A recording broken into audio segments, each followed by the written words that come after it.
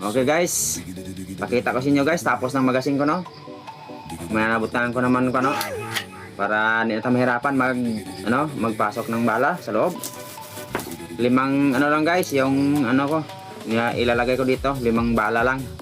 Kasi pag madamihan mo, hindi na diyan lang kasi hanggang yung spring kasi hanggang dito lang yan pagka nasagad na. Pagka isagad mo pa ilalim mo pa dito, hindi na hindi na bababa yung matigas na. Kaya 5 bala lang okay na, no? Ganyan lang pasok ko lang diyan.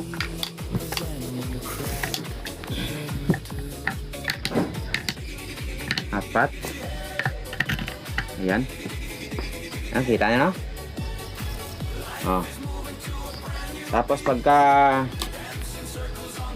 tutulak yan dito ng aking dun sa sa ating body barrel natin doon. Ganyan na yan.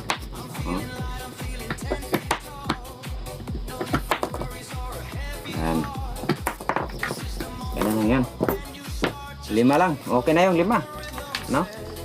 Kasi mayroon nagsabi kanina sa comment na mahirap daw maglagay ng bala. Kasi hindi pa tapos yan. Sabi ko naman doon, hindi pa yun tapos.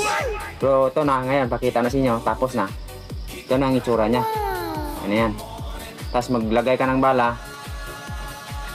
Ilalim mo lang ganyan. Tapos lagay dito.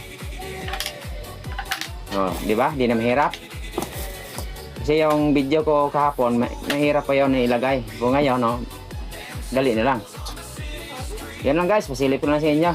Yung magasin ko, tapos na. Yung hindi na tapos, yung nito, lalagyan ng magasin. Kasi kulang pa ng buttstock yun. Tapos yung barrel, saka yung chamber niya, tangke. Yun pang kulang, pero yung magasin natin tapos ko na. Okay na. Yan lang guys, pasilip lang.